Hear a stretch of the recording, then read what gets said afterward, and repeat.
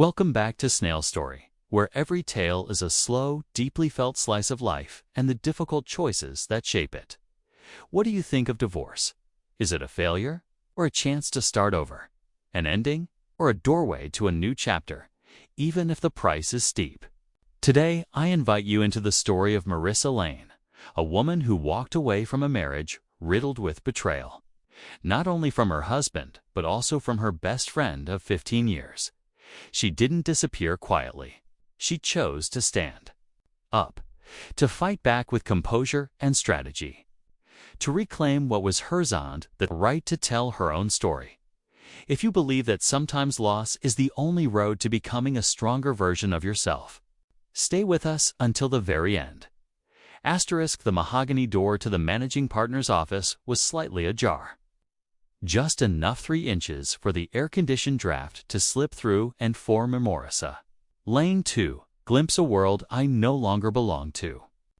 The afternoon sunlight slanted through the frosted glass, stretching a golden beam across Daniel Cross's desk. The law firm's logo, etched into the partition, gleamed like the metal he once proudly showed me. The emblem of a life on the rise one. That, somewhere along the way, had no room left for me. I was carrying a rolled-up set of mock-ups he'd texted about at noon. "If you're free, bring these over. Client needs them now." The message was curt, with no emoji, no thanks, no have you had lunch? For the past 2 years, Daniel had spoken to me like that brief, cold utilitarian, as if I were an internal email. Through the narrow gap, I saw Sophie Grant's my best friend of 15 years perched sideways on the edge of his desk, one leg crossed over the other, her beige-polished hand resting lightly on Daniel's shoulder. I caught her smile before I processed anything else. A slight, confident curve, the kind of smile someone wears when they know they're exactly where they're wanted. Daniel looked up, and I realized his gaze was no longer the one I knew it. Was warm, but not for me. I pushed the door open. The hinge gave a faint, reluctant squeak. Sophie turned, not startled, not hastily removing her hand, just straightening her back and smiling as if welcoming me right on time for a prearranged meeting. "Oh, Riss, you're here," Sophie said brightly, using the nickname she'd called me since our dorm days when we'd slept on wobbly bunk beds, split packets of instant noodles, and shared naive dreams. Back then, we promised we'd be each other's family in this city. I guess that promise expired without my knowing. Daniel didn't get up. He only adjusted his tie, his eyes flicking toward the tube in my hand. "The mock-up?" he asked. I nodded, my throat suddenly dry, as if I'd swallowed a fistful of ashes. I set the roll down on the corner of his desk, was as tidy as ever. His favorite fountain pen was a black and white photo of us on our wedding day, standing by the sea, a picture he never seemed to notice, but kept there for completion's sake. Beside it was a white porcelain mug with a faint beige lipstick mark. I glanced at my own lips, brick red. Sophie's shade wasn't mine. "You said it was urgent," I said, my voice thinner than I intended. "So I brought it right over." Daniel gave a short thanks. The word fell like a coin spinning on the table, hitting the edge and staying still. The room went so quiet I could hear the hiss of the AC and Sophie's nails tapping a steady rhythm on the desk. Familiar. "Practiced." I turned to Sophie. "What are you doing here?" She shrugged, casual as pouring water into an already full glass. "I had lunch nearby. Thought I'd drop off some PR materials for one of Daniel's clients." My eyes landed on a yellow sticky note tucked against. The picture framed Sophie's neat, rounded handwriting, ending with a tiny heart. How long had I been overlooking the trail of hearts scattered around my home? On the fridge, on the wall calendar, on the gift box from Sophie for our wedding anniversary one. Daniel forgot it took me 18 months to piece it together. 18 months of Daniel coming home late, swamped with night meetings, away on weekend business trips. 18 months of him moving to the guest room to focus on a big case. 18 months of cold dinners on the table, Fewer "Are you home yet?" texts and goodnight kisses disappearing without notice. In those 18 months, Sophie was always there. She knew how to make a perfect vegetable soup, how to listen to me complain about difficult clients, how to sigh and say, "Daniel must be under so much pressure. Don't be too hard on him." She was always busy, yet somehow always available when Daniel needed documents, PR advice, or an extra ticket to an important event for client networking. Sophie and I had a whole album of memories: graduation, my wedding shoot, her 30th birthday. Daniel appeared in many of them, smiling for the camera, his hand lightly on my shoulder. Looking back, I realized he'd been fading from the frame in my eyes for a long time. I'd been too busy designing posters for other people's brands to notice my own was losing its color. "I got the file," Daniel said, breaking the silence. "The client wants a slight tweak to the typography." "I've already adjusted it," I replied, sliding the roll back toward him. "There are 3 options. Another Sophie looked at me with a fairy tale softness. "Riss, you've lost weight. Sleeping okay?" The concern of a best friend felt like a velvet ribbon around my wrist, soft but tightening. I wanted to smile, but my lips wouldn't move. I heard myself ask, "Sophie, are you helping him sleep well?" The room froze. The world held its breath for a beat. Then Sophie laughed, placing her hand on her chest like an actress in a romantic drama. "Marissa, don't say hurtful things." "We don't," Daniel cut in, his voice low and clean as a paper knife slicing through cardboard. "We need to talk, but not like this." "Like what?" I asked. My hands trembled, but my voice didn't. "Like making this worse," he said. "Our marriage hasn't been the same for a long time. You know that." I looked at him. That face had once been my home. Now it was a foreign city, streets without names, shop fronts gone dark. "Since when?" I asked. Sophie glanced at Daniel. A look I'd seen before: complicity, unspoken understanding, a private code. Daniel exhaled, his eyes settling on the mug with the lipstick mark. "A while," he said. "Maybe a year and a half." Something cracked inside me slowly, like a hairline fracture spreading across fine china. A year and a half. During that time, I'd been waiting for him, making the bed, buying low-milk coffee because he said too much milk dulled the flavor, sending silly memes just to get a smile emoji.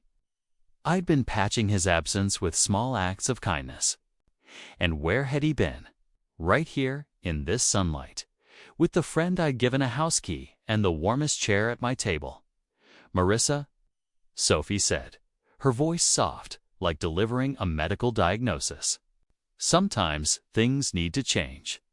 "Oui," I corrected, not even sure why the detail mattered so much. "We used to mean you and me, not you and my husband." Daniel frowned slightly. "Don't turn this into a performance. I want an honest conversation. I think we should take some time apart." "You've been apart for a long time," I said. "You just forgot to mention it." The air felt thick, damp. Beyond the glass, the city kept moving, tiny figures crossing streets without pause. In the room, time folded in on itself, creasing the paper of my life. I picked up the roll of mock-ups. I almost said, "Good luck with your client." Politeness can be a gentle trap. I swallowed it, turned toward the door. My hand was on the knob when Daniel said, "Let's talk tonight about practical things. The house accounts, the paperwork." The house accounts. Paperwork, his words were precise, to the point of cruelty. "Know us? No, I'm sorry. Know what happened to us, Marissa?" Just a to-do list he might give his assistant. Sophie called after me. "Riss, don't make this harder. You deserve to be happy. Everyone does." I looked straight into her eyes. "Thanks for redefining happiness as your work schedule and my spare keys." Sophie's face paled slightly, but her polite smile held. Daniel stayed silent, maybe calculating how to make the transition smooth. Keep the most, and keep the story neat. Lawyers are good at that. I opened the door. The hallway was cool. I walked out like someone leaving an exhibition, the frames unchanged, only the viewer altered. At the elevator, I caught my reflection in the brushed steel, hair messy, lipstick. A different shade than the mugs. Small details can be the verdict, as the doors slid shut. An absurd thought struck me. I'd named my current project New Identity, a branding package for an indie coffee shop. I'd been painstakingly choosing every stroke, every bit of white space, to tell a story from bean to cup. Turns out, I might have to do that for myself. From fracture to outline.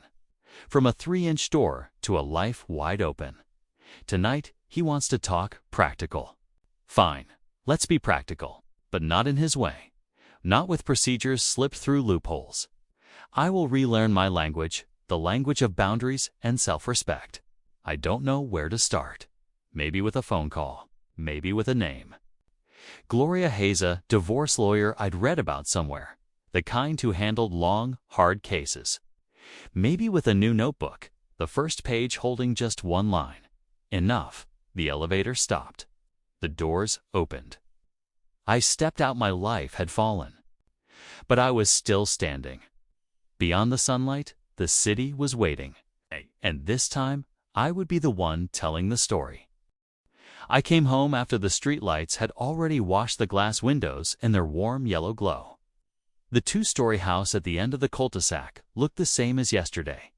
The hydrangea bushes I planted last spring still bloomed. And the wooden chair on the porch still leaned toward the narrow alley.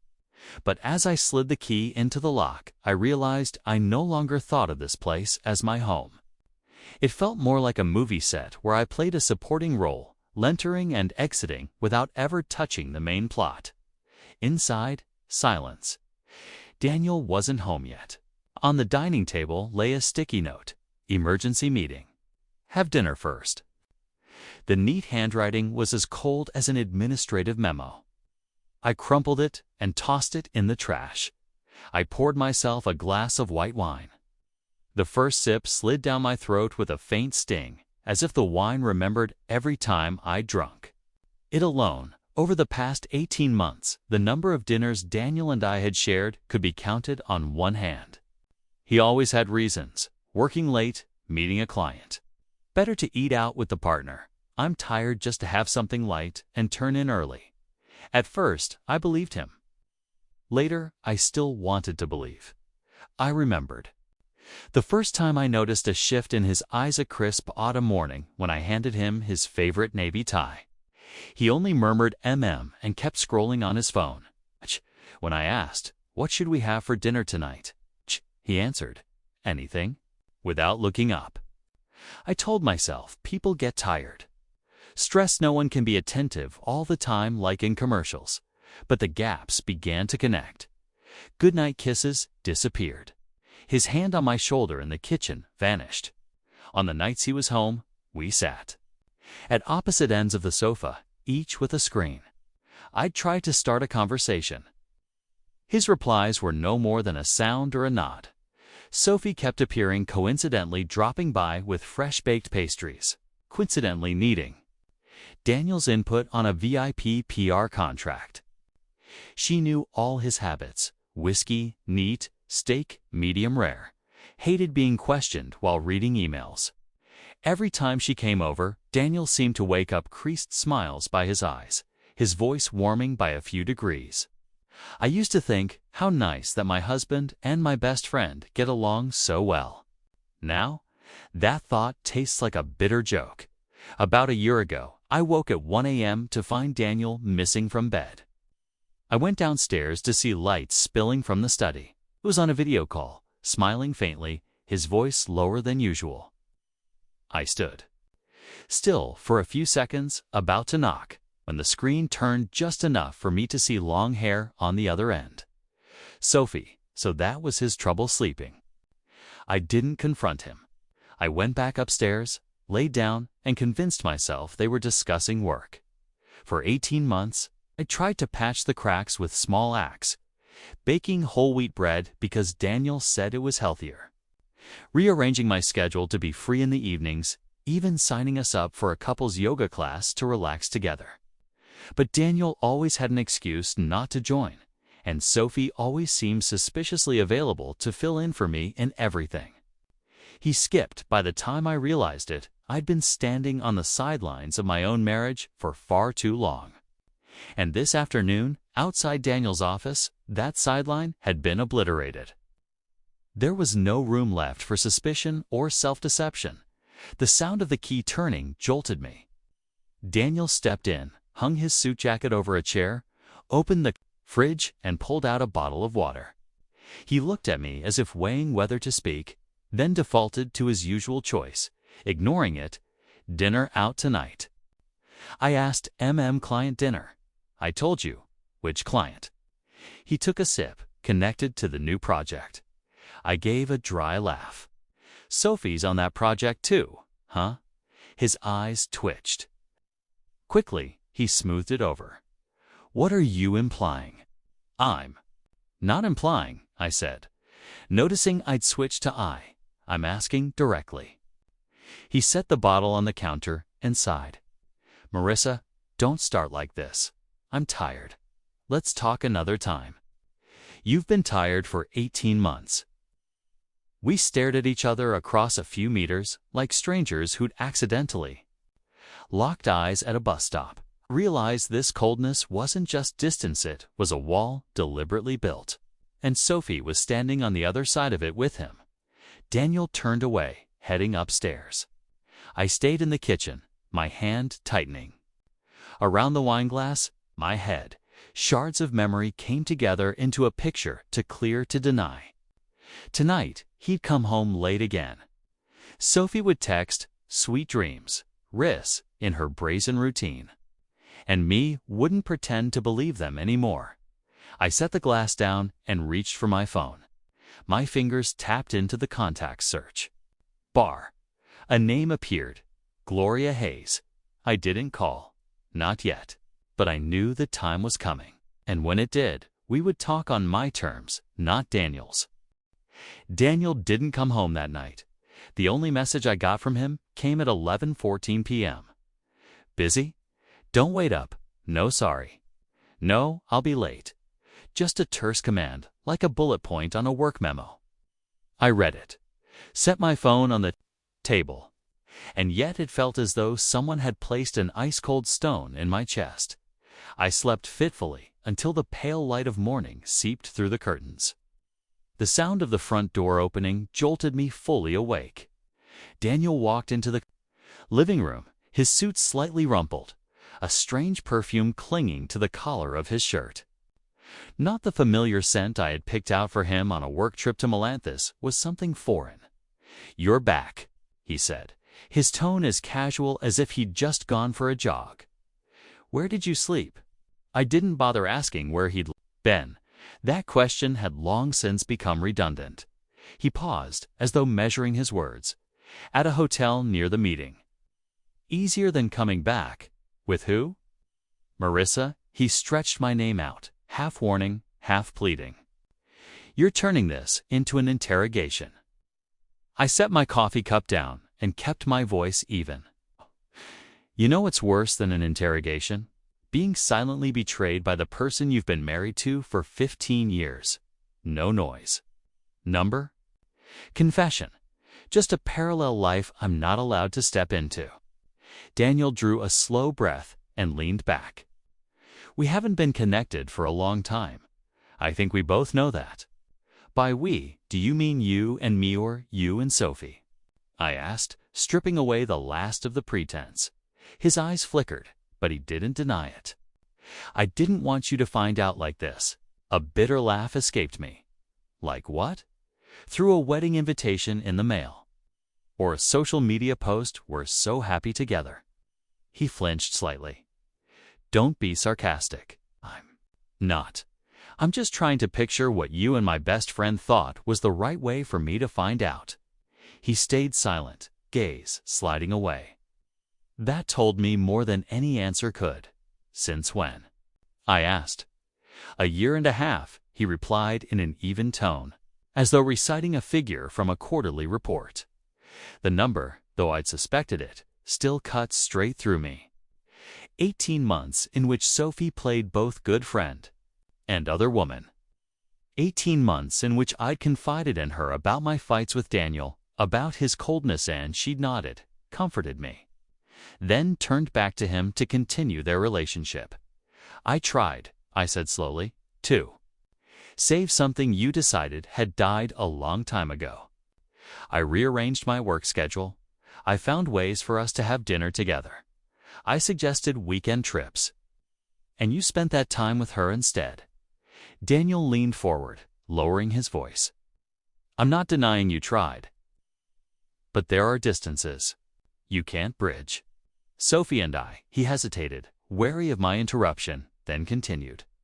We understand each other in a way you and I don't anymore. I looked straight at him. Don't anymore, you never bothered to try. The question hung in the air, unanswered. I leaned back, feeling something strange, not quite pain, but like ice melting to reveal parched earth beneath. Nothing left to water. Nothing left to save. So, what do you want now? I asked. Daniel exhaled. We should separate. Talk about practical things, the house, assets, the paperwork. Those words, house, assets. Paperwork rolled off his tongue so easily that I knew he'd been thinking about them long before I realized there. It was a problem. You've already prepared for this, haven't you? My voice was colder than the glass of ice on the table. He didn't deny it. I just want this to go smoothly. Smoothly for who? No answer. Only the look in his eyes, no longer seeing me as a partner, but as a problem to resolve cleanly. I stood. Fine. We'll talk about practicalities, but not on your terms. That evening, when Daniel left the house to cool things down, I opened my laptop and pulled up Gloria Hayes' number. This time, I didn't stop at the contacts. Screen. I hit call. A deep, steady female voice came through. Hayes Law Office. This is Gloria. I swallowed. I need to meet with you about a divorce. And I want to play fair. I heard the sound of a calendar flipping. Then Gloria said, tomorrow morning, 9 a.m., bring all relevant documents and bring your story. I nodded, though. She couldn't see me. Yes, I'll bring everything. This time, not to beg or to explain, but to begin fighting back. The next morning, I arrived at Gloria Hayes' office at 8:55 a.m.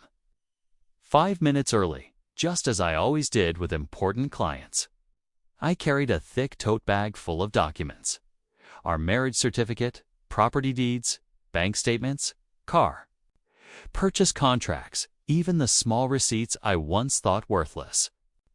Now, they were puzzle pieces that could reveal the entire picture Daniel had been painting behind my back. Gloria's office was on the 27th floor of a glass building, flooded with sharp morning light. When the glass door opened, I was greeted by a woman in her early 50s, silver hair neatly cropped, eyes bright and piercing, as though they'd already scanned every lie I might tell. She didn't shake my hand lightly like some formality. Gloria's grip was firm, decisive, and I knew instantly she was not someone who lost often. Sit down, Marissa, she said in a low, steady voice, as if she'd already read my story. Tell me everything. From the beginning, I started. With yesterday afternoon, when Daniel's office door was ajar by 3 inches and I saw Sophie inside. Then I wound the clock back, recounting the 18 months of coldness. The late nights, the dwindling messages, and Sophie's constant presence in my life under the title of good friend. By the time I finished, Gloria had turned a fresh page in her notebook, jotting down sharp bullet points. What proof do you have of their affair? She asked. I have a few screenshots of Sophie's text times. She asked if Daniel was home, which I now realize was to check if the coast was clear. I also have a photo from the night I caught him on a late video call with her. Gloria nodded. Good. We'll need more, but that's a solid start. And the assets. I see most are in Daniel's name. Yes. He said it was for tax convenience and easier management. My lips pressed into a thin line. Now I know it was for when divorce came. Her eyes sharpened with recognition. That's called premeditation, and it's not rare in divorces where one party plans to walk away with their pockets full. She flipped to another page. Here's my plan. We'll file for divorce citing adultery. At the same time, we'll demand a full audit of all assets, including those under the company's name or temporary investments. This will put pressure on Daniel, especially since he's a lawyer. His reputation is something he can't afford to tarnish. I was quiet for a moment, then asked, "What about Sophie? Your friend?" Gloria's lips curved faintly. She works in fashion, right? PR, brand image, the kind of business that needs a spotless surface. I nodded. Then we won't break any laws, but divorce filings are public record. And the press, social media, they love stories with all the elements. A high-profile lawyer, a backstabbing best friend, hidden assets. I won't manipulate the media, but I also won't stop people from reading what's already public. I caught her meaning. There was no need to say smear campaign, only to let the truth sit where everyone could see it. Gloria leaned forward, her gaze cutting into mine. Marissa, you need to understand this won't be a short fight. Daniel will use every connection, every trick to push you into taking a small settlement and walking away. If you want to go the distance, you'll need patience and steel. I didn't hesitate. I spent 18 months pretending not to see. I won't spend another minute retreating. Her smile was slight, approving. Good. Then, let's begin. 2 days later, the divorce petition was hand-delivered to Daniel's office. I pictured him receiving that envelope a lawyer served. By his own wife, with adultery printed in bold on the first page. Not an hour passed before my phone rang. Daniel. His voice was a mix of anger and disbelief. Marissa, what the hell is this? Divorce papers, I said, calmer than I expected. I thought that's what you wanted, with adultery as the grounds and a full asset audit. Are you trying to destroy my career? I'm trying. To claim what's mine, you'll regret this, he snarled. I have friends, colleagues, judges you can't win. I used to think that. Not anymore. I hung up first. My hand trembled not from fear, but because I knew this was only the opening shot. And this time, I wasn't aiming at the sky. The first message didn't come from Daniel, it came from Sophie. The next morning, as I was making coffee, my phone buzzed nonstop. Her texts were long and tangled, opening with Marissa, "You're making things worse," followed by a flood of reasons why I should stop so everyone could have peace. I read each word, feeling as though I was rewatching an old film whose ending I already knew. Sophie still wore the voice of a concerned best friend from our dorm days. But beneath the velvet layer was command pressure. She called my lawsuit against Daniel impulsive, claiming I would lose everything if I kept fighting. I didn't reply. I simply took screenshots of every message and emailed them too. Gloria with a short note, evidence of soft threats. 3 days after we filed, the ripples began to spread. A legal industry magazine ran a brief piece on a divorce involving potential conflict of interest at Cross and Blake. No names mentioned, but anyone in the field knew Daniel was one of the firm's youngest partners. That afternoon, Gloria called, her voice carrying the edge of someone fresh from an intriguing negotiation. Marissa, Kea, at Cross and Blake just invited me to a private discussion to avoid unwanted noise. So they're worried about their reputation getting dragged into this. Exactly, They know if this goes to trial, everything becomes public record. And Daniel's ideal partner image will shred before the eyes of their top clients. Settled into my chair, sipping coffee, and Sophie. Gloria's laugh was quiet but sharp. I haven't touched a thing, but word is 3 of her clients just canceled contracts.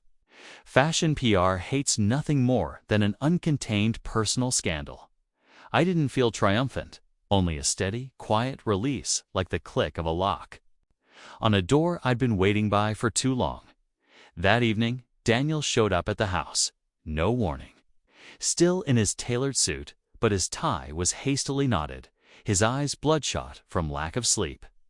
He stood in the kitchen doorway, as if gauging the gap between 2 cliff edges. "We need to talk," he began. "I thought we were talking through our lawyers," I said. "Marissa, you're destroying everything. Me? Or did you and Sophie do the destroying, and now you just can't stand watching it crumble?" He shook his head, stepping closer. "You don't understand. In my world, it's not just about feelings. It's about career, position, the network. I've spent 10 years building. I understand. And that's exactly why you thought I'd be afraid. Why you thought I'd step back?" Daniel stayed silent. In that silence, I saw a man used to steering others with intangible levers: prestige, connections, promises. But this time, he was facing someone who no longer bought into his script. "Get used to this idea, Daniel," I said slowly. "Not going to disappear quietly. I'm not giving you and my best friend a smooth launch built on the wreckage I had to clean up." His gaze wavered for the first time. I saw clear worry in his eyes. "What do you want?" "I want what I'm owed. And I want you to know every step you take from here on will be under the light." Daniel didn't answer. He just turned and left. The door shut, leaving behind the faint trace of expensive cologne and the sharper scent of a man who could feel the ground tipping toward his opponent. That same night, an email arrived from Gloria. "They've proposed an early negotiation meeting. We'll meet next week. Bring all evidence, including this morning's texts from Sophie." I reread the email and smiled. 18 months of cold silence. One afternoon behind a 3-inch door, all of it was morphing into a sequence of moves. And this time, I was the one writing the script. And in this script, there was no such thing as leaving quietly. The meeting took place in a 32nd floor conference room of a downtown hotel. Across the table, Daniel sat with a tall, lean male attorney, silver hair, neatly cropped. The kind of man who carried the cool detachment of someone accustomed to winning. On my side sat Gloria Hayes, dressed in a deep navy suit with a small silver pin on her lapel, the only accessory she wore, but enough to tell me she had entered the arena. Daniel tried to maintain composure, but the dark circles under his eyes hinted at too many sleepless nights. He glanced at me not with the anger he'd shown on the phone days earlier, but with a measuring look, as if trying to gauge what my first strike would be. Gloria began, her voice crisp and deliberate. "My client is willing to resolve this quietly if Mr. Cross accepts a reasonable settlement, $200,000, an equal split of the home's value, and $3,000 monthly spousal support for 3 years. Otherwise, we'll let the court decide, accompanied by the full record of the affair, evidence of asset concealment, and the intimidation attempts." Daniel's lawyer raised an eyebrow and gave a thin smile. "That demand is far beyond the norm for a short-term marriage with no children." Gloria tilted her head slightly, unfazed. "An affair with a wife's best friend and a deliberate restructuring of assets to strip the wife of her legal rights are also not the norm. And let's not forget, this is happening while Mr. Cross is a young partner at a law firm that publicly prides itself on ethics and transparency. We both understand how quickly public pressure can turn an easy deal into a PR disaster." I saw Daniel's shoulders stiffen. He knew that just a few sensational headlines could dismantle his ideal lawyer image. "Marissa, Daniel said, bypassing Gloria. Can we talk privately? There's no need to turn this into a power game. I met his eyes. I'm not playing. This is my life. And these are the consequences of what you and Sophie did. The air thickened. Daniel's lawyer clasped his hands together and cleared his throat. Perhaps we should take some time to review the proposal. I suggest we adjourn and reconvene. Next week? Gloria nodded, but added, fine. But every day that passes, this information remains public record. And we are not responsible for how the press, blogs, or social media choose to cover it. On the way back, Gloria glanced at me, a slight curve at the corner of her lips. See, they're retreating. Keep the pressure steady. Don't answer any texts or calls from Sophie or Daniel. Everything comes through me. I nodded, though my chest still held a restless churn. I knew Daniel wouldn't just sit quietly. Sure enough, that evening, a text came from an unknown number. You don't have to do this. We can still talk like friends, Sophie. I didn't reply. Key. I simply took a screenshot and sent it to Gloria with one line, more evidence. When I set the phone down, the realization hit me. The opening move was done. They'd seen that I was no longer the woman who stood on the sidelines, swallowing resentment to keep the peace at home. I was at the table now, sitting beside my lawyer, and this time, I was the one holding the pieces. 3 days after the negotiation, Gloria received a call from the HR department at Cross & Blake. They wanted to meet with me privately without Daniel present. We agreed, and the next morning I found myself in a small conference room at the firm, seated across from a silver-haired woman in a black suit, the head of HR and a member of the board. They circled the topic a few times before getting to the point. We hope the matter between you and Mr. Cross can be resolved quickly, to avoid damage to the firm's collective reputation.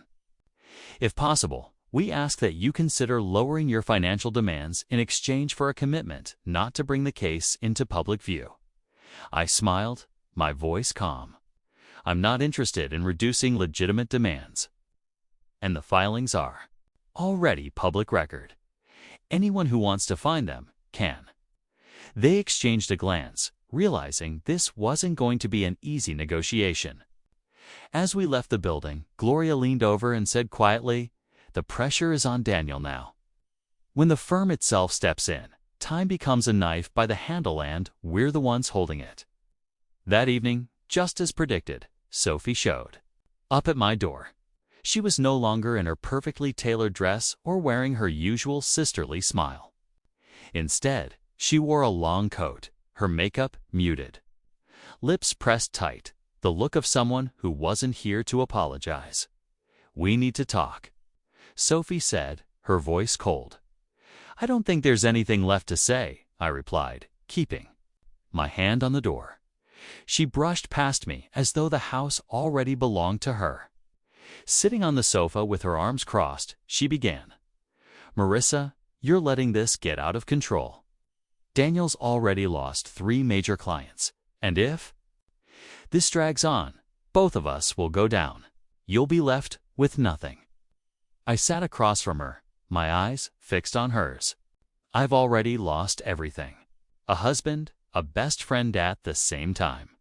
The only thing I have left is my right. And I won't lose that, too. Sophie tilted her head slightly, as if studying an opponent. "You think you're stronger than Daniel? You know how many connections he has? How many ways he can make you lose your job, your reputation? I don't need to be stronger," I said slowly. "I just need to stop being afraid." A flicker of irritation crossed Sophie's eyes. "If you stop now, we can still save this friendship." I laughed, a sharp sound that cut through the stillness of the room. Friendship. From someone who's been sleeping with my husband for 18 months. In that moment, Sophie's mask finally slipped. Her voice turned sharp. "Fine. You want a fight. I'll show you what I can do." "I know," I said, standing and pointing toward the door. "And I also know I'll be recording every word." Sophie froze. then stood and walked out without. Looking back, that night, I sent the recording to Gloria. She called back immediately. Good. This is evidence that they're attempting to intimidate and interfere with the legal process. The court will not look kindly on this. When I hung up, I sat in the living room, staring out the window. Outside was pure darkness, but I no longer felt like I was standing in it. The battle lines were clear now, and the faces of those on the other side were fully exposed. And once a mask falls, it never goes back on. The news of my divorce from Daniel was no longer confined to a few lines in industry publications. A blog notorious for dissecting the private lives of the elite ran a full feature, complete with paparazzi shots of Daniel and Sophie at dinner. The headline was a knife wrapped in velvet, the virtuous lawyer and the best friend, a love story beyond the marriage contract. The article didn't name me, but it spelled out details: a betrayed wife demanding a full asset audit and ass. Sources say Cross and Blake is under internal pressure. I didn't laugh when I read it, but my chest felt lighter. The truth was leaking in ways Daniel and Sophie couldn't control. 3 days later, Gloria called, her voice carrying a spark of satisfaction. "Marissa, we just got a new offer." Daniel's agreed to the $200,000 lump sum and a 50-50th split of the house, but he wants to cut spousal support in half and limit it to 1 year. So he's halfway to surrender. Not exactly surrender, but it's a clear sign he's afraid of this going to court. I paused. Want to keep our original terms? Absolutely. And this is the moment we keep tightening the screws. That evening, while I was prepping dinner, my phone rang. Daniel's number. I almost didn't answer, but curiosity won. His voice was lower, tinged with fatigue. "Marissa, we can't keep doing this. We used to be friends. We had good years together. Are you calling to bargain or to beg?" "I'm calling too. Say Sophie can't handle the pressure. She's lost 2 more contracts. My mother called, shaming me for disgracing the family. And I don't want to end this as the guy who loses everything." I'll let out a quiet laugh. "Then don't cheat. Simple as that." Silence for a few seconds. Then, "If I agree to all your terms, will you leave Sophie alone?" "No one's touching Sophie. She's destroying herself just fine by walking into someone else's marriage." He exhaled, said nothing more. 2 days later, a text came. From an unknown number. "Can we meet?" Just to talk, no threats. Sophie, I forwarded it to Gloria. Her reply was swift. "Go. Record everything. Might be useful." We met at a cafe near my place. Sophie arrived first, in a white shirt and dark jeans stripped of her usual gloss. Marissa, her voice was softer than usual. "I know what you think of me. But what happened between me and Daniel, it's not always how you imagine." I tilted my head. "An 18-month affair, what other shape could it take?" She pressed her lips together. "At the start, he came to me when you two were already strained. I was weak. But then you clicked and kept going behind my back." I cut in, voice steadied out. Sophie met my eyes. No friendliness. "Left, if you keep this up, he'll lose everything. And I will too. Do you really want to destroy us both just to win?" "I'm not destroying anyone. You did that the moment you chose betrayal. I'm just not clearing the path, so you can stroll over like nothing happened." Her gaze darkened. "Then, I hope you're ready. Because I'm not going to sit back and watch myself lose it all." I rose, picking up my bag. I've been ready since the moment I opened that office door. That night, I sent the recording of our conversation to Gloria. Her response was brief. Another piece on the board. The game is turning, and I knew Daniel and Sophie were finally beginning to understand this time. The checkmate wouldn't be theirs. 3 days after the cafe meeting, Gloria called me. Her voice over the phone was like the sharp tap of a chess piece hitting the board. "Marissa, I just heard from an old colleague. The Cross and Blake Board of Directors held a closed-door meeting. They've given Daniel two options: settle the divorce immediately or be suspended until it's resolved." I straightened in my chair. "Suspended meaning his career goes on ice." "Not just on ice," Gloria replied. "In the legal world, losing a big case on top of a personal scandal leaves a stain that's nearly impossible to erase. He knows." That afternoon, Daniel called me. No anger this time, no veiled threats. His voice was tired and hoarse. "Marissa, I'll sign. All of it. 200,000, half the house, 3,000 a month for 3 years. But I want one thing." "What?" "No more press. No interviews. Don't drag this beyond the court. I need to keep what little I have left." I paused for a few seconds. "I don't need the press. But if anyone asks, I won't lie." On the other end, he exhaled. "Fair enough." The next day, Gloria and I went to the law office to sign the final agreement. Daniel sat at the head of the table, wearing a white shirt with no tie, hair slightly disheveled, a far cry from the immaculate man I once lived with. Sophie was nowhere in sight. When the signing was done, Daniel said quietly, "Marissa, I know an apology means nothing now, but I hope one day you'll see it wasn't all bad." I folded my copy of the agreement, slipped it into my bag, and stood. That day will only come when I forget the 18 months you and Sophie spent behind my back. And I don't think forgetting is necessary for me to move on. A week later, the money hit my account. I began house hunting, and Gloria connected me with an organization that supports divorced women, where I could use my design skills to help build their public campaigns. Meanwhile, news of Daniel and Sophie kept leaking. An anonymous source, one I suspected Gloria knew well, fed a small paper the detail that Sophie had lost 2 more contracts due to irreconcilable image conflicts with clients. I didn't feel glee. A tease of news reminded me that I hadn't vanished quietly the way they'd hoped. On a weekend afternoon, as I sealed the last moving box, I stood at the doorway of my old house one last time. The hydrangeas on the porch still bloomed, but to me, this was only the set of a story that had wrapped. I closed the door, the click of the lock a quiet sound, the sound of a chapter truly ending, and I knew, it's time, the final move had been mine. I moved into my new loft in the Arts District on an autumn morning. Exposed brick walls, tall windows drinking in the light, and the faint scent of fresh paint still hanging in the air.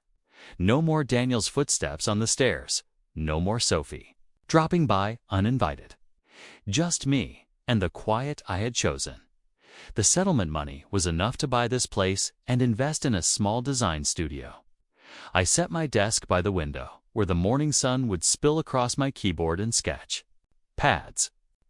My work with the organization supporting divorced women brought a fresh kind of fulfillment every campaign I designed was tied to a story of someone learning to stand after betrayal.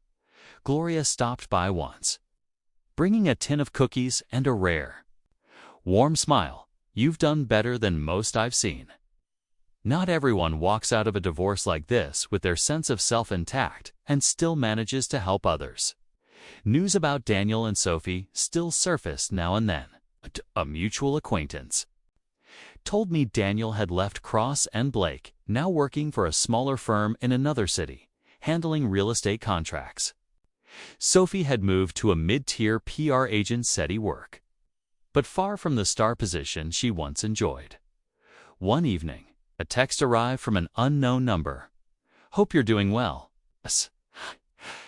Deleted it instantly, without anger, without satisfaction, just no longer feeling the need to hold on to any thread tying me to the past.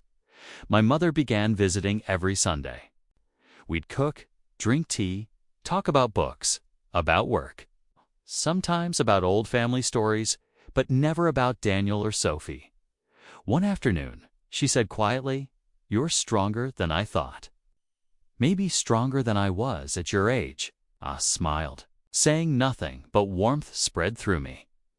6 months later, I met Ethan Ward, an art teacher at the nearby community center. It began with short chats while waiting in line for coffee, then weekend walks photographing graffiti walls.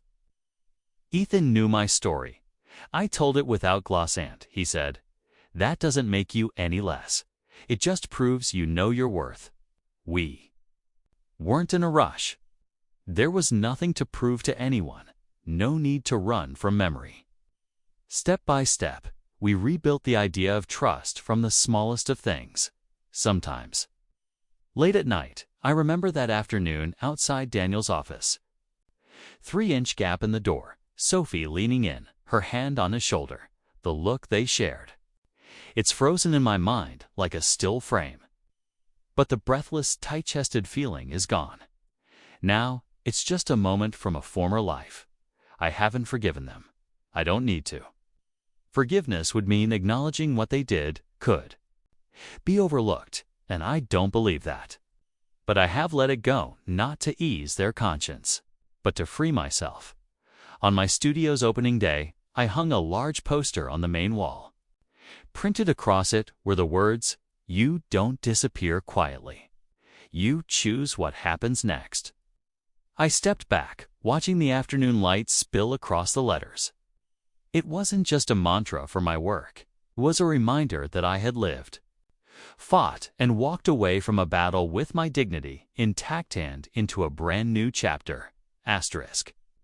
Today's story reminds us, when you're betrayed, you can choose to stay silent, or you can choose to stand up and write the next chapter of your life. Strength doesn't come from revenge, it comes from having the courage to keep your dignity intact and keep moving forward. Thank you for listening to Snail's story until the very end.